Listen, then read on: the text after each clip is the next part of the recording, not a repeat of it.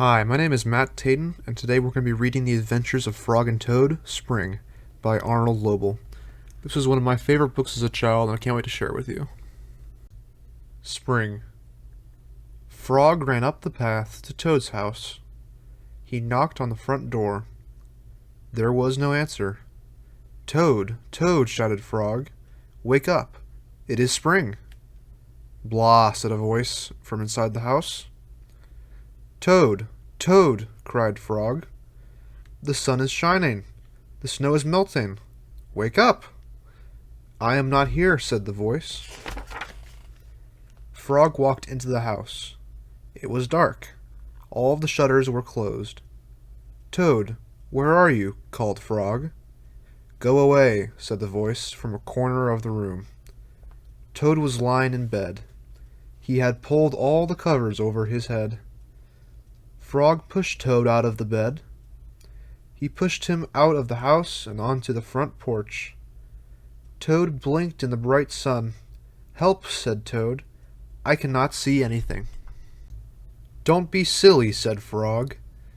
"What you see is the clear, warm light of April, and it means that we can begin a whole new year together, Toad. Think of it," said Frog. "We will skip through the meadows and run through the woods and swim in the river. In the evenings, we will sit right here on this front porch and count the stars." "You can count them, Frog," said Toad. "I will be too tired. I am going back to bed."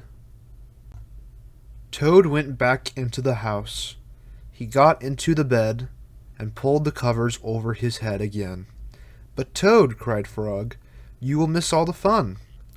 "Listen, Frog," said Toad. "How long have I been asleep?" "You have been asleep since November," said Frog.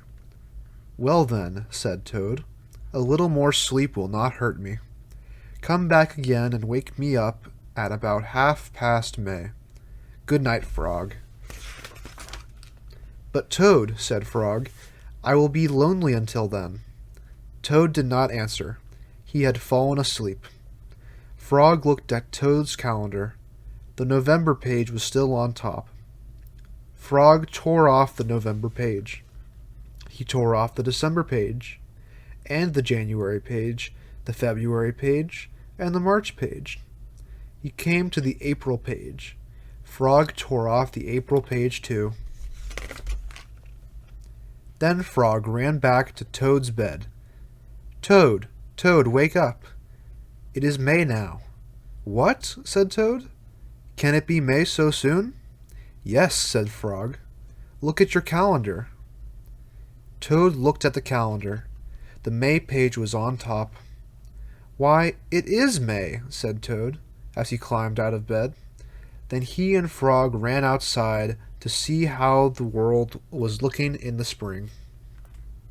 The end.